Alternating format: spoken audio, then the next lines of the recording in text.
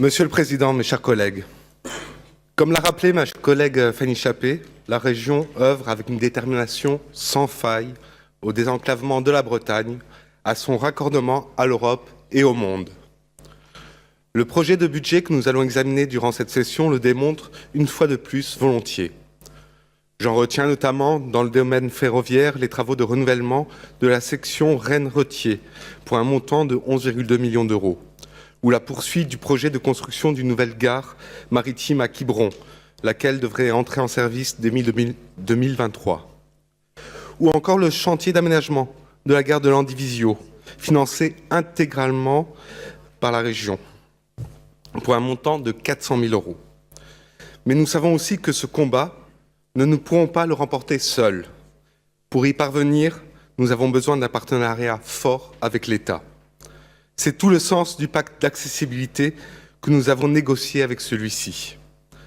Chacun se souvient des conditions dans lesquelles cette démarche a vu le jour.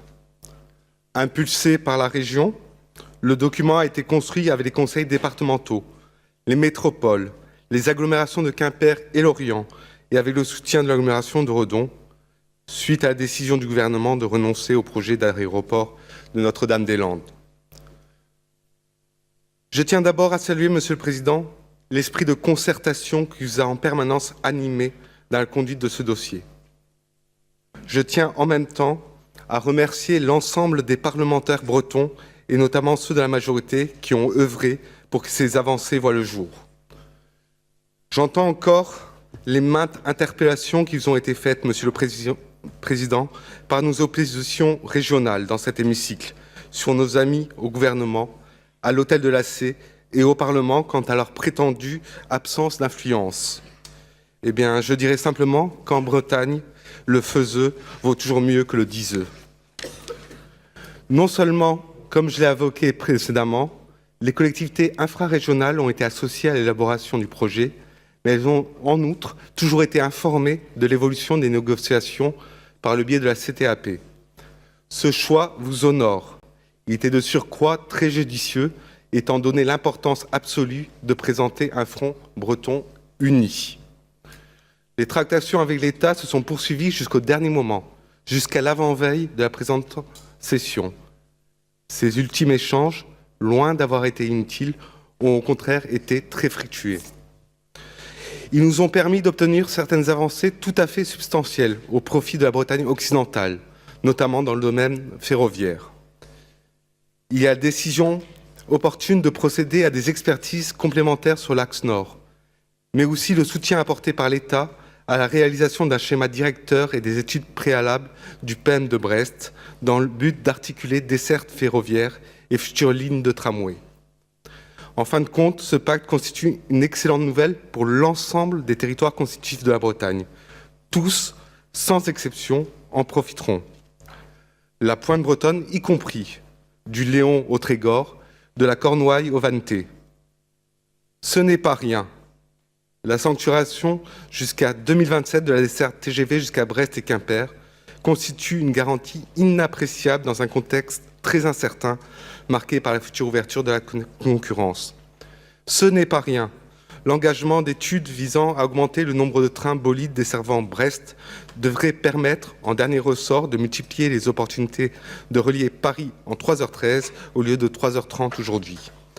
Ce n'est pas rien. La nouvelle ligne ferroviaire programmée entre Rennes et Redon va générer un important gain de temps pour l'ensemble des Cornouaillais et Vantais, en les rapprochant de la capitale bretonne. Ce n'est pas rien. La reconnaissance par l'État du Nord rennais en tant que priorité nationale pour garantir la fluidité du trafic vers l'ouest aura pour conséquence d'améliorer la performance de la liaison vers Brest. Ce n'est pas rien. Les pôles d'échange multimodaux de Quimper et de Vannes vont faire l'objet d'une signature d'un contrat de pôle avec participation de l'État. Ce n'est pas rien. Ce chantier historique du désenclavement du Centre-Bretagne, qui a mise à 2 fois 2 voies de la RN 164, va se poursuivre sur la base d'un volume de crédit moyen annuel de 40 millions d'euros, ce qui devrait se traduire par une accélération très notable du rythme des travaux jusqu'en 2022. Ce n'est pas rien. L'aéroport de Brest va bénéficier du soutien de l'État pour développer de nouvelles liaisons vers le hub d'Amsterdam, ce dont profitera l'ensemble de l'Ouest breton, du Léon au Trégor et à la Cornouaille. Ce n'est pas rien pour sanctuariser la desserte aérienne Quimper-Orly, vitale pour le Sud Finistère. L'État va de même mettre en œuvre une liaison d'obligation de service public. Ce n'est pas rien. Il s'engage sur la voie d'une pérennisation de l'activité civile de l'aéroport de Lorient, l'Anbiway, en veillant à la complémentarité de son positionnement par rapport aux autres plateformes aéroportuaires bretonnes.